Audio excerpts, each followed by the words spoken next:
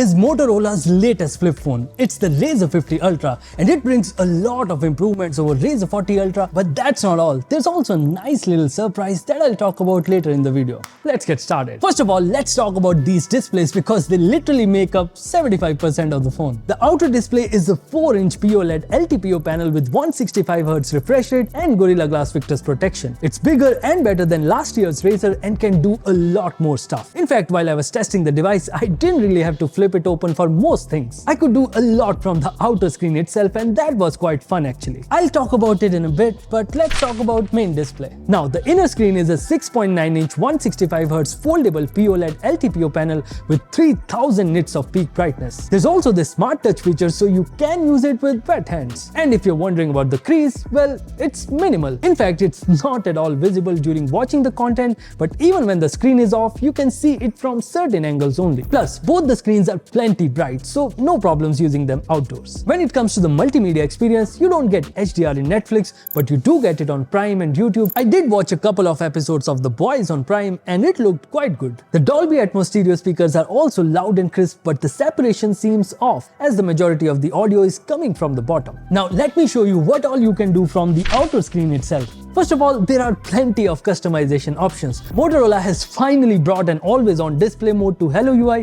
on the outer screen. You get a lot of different styles and there's this continuous transition till the home screen, which looks absolutely stunning. Apart from that, you can just keep on swiping like this to see different panels like timer, weather, games and a lot more. There's even a dedicated panel for Spotify and Moto Buds Plus and they're quite useful. Plus, you can open any app on the outer screen and it just works. You can use WhatsApp, take video calls or even play games like Genshin.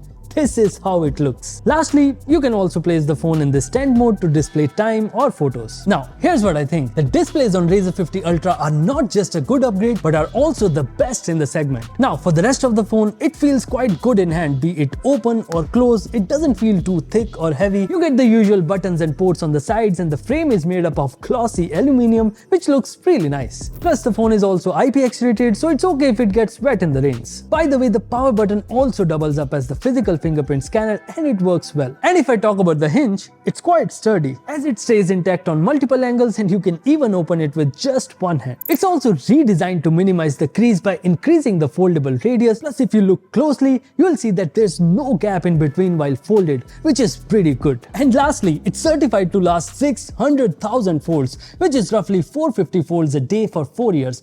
Or it's also equal to the number of crunches I need to do every single day to get to my apps. And you know what? I'll get them.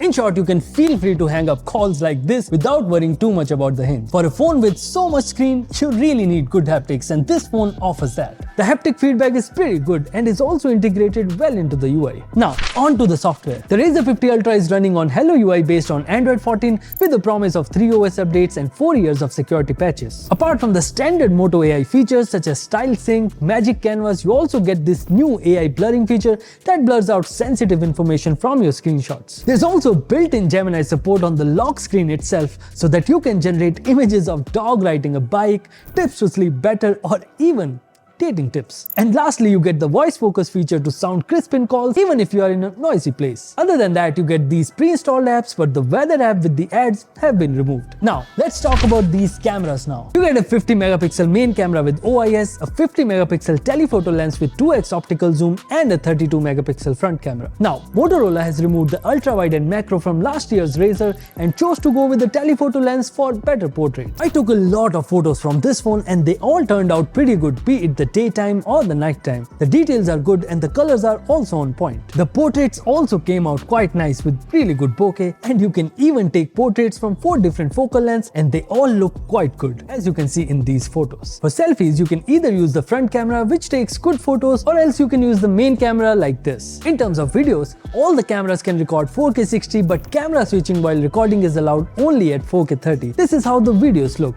pretty crisp and stable. By the way, I'm still testing the cameras but I'll leave a drive link link with all the camera samples and you know where to find it, right? In terms of performance, you get the latest Snapdragon 8s Gen 3 with 12GB of LPDDR5X RAM and 512GB of UFS 4.0 storage, and there's only one variant, so no confusions. Now, in benchmarks, this phone doesn't score as well as other 8s Gen 3 phones. In Antutu, it scores close to 1.2 million, which is quite less compared to other phones, and in Geekbench also, it's the same story. And these are the 3D Mark scores. In terms of gaming, you are stuck at 60 FPS in BGMI, but there's 120 FPS in COD Mobile, and the gameplay is quite smooth. In Genshin though, the FPS was only around 40, not sure why. I hope Motorola fixes the GPU issues with an update soon, because even in Warzone and Wuthering Waves, it only supports medium or low settings. So this phone is not really for gaming. In day-to-day usage though, the phone holds up quite well. It performs like it should, and for the most part, switching between inner display to the outer display was quite smooth. Yes, I did face some bugs here and there, but other than that, it was all quite smooth. Even the outer screen is quite responsive, which adds a lot to the experience. When it comes to the battery, you get a slightly bigger 4000 mAh battery with 45W fast charging support and a 68W PD charger in the box. There's also 15W wireless charging support along with 5W reverse wireless charging. The phone charges fully in just 1 hour, which is quite good, and in terms of battery life, I got around 4.5 hours from this phone. Lastly, in terms of connectivity, this phone is loaded. You get Wi-Fi 7, Bluetooth 5.4, 17 5G bands, NFC, and even an eSIM support. I didn't face any issues while taking calls or hanging up,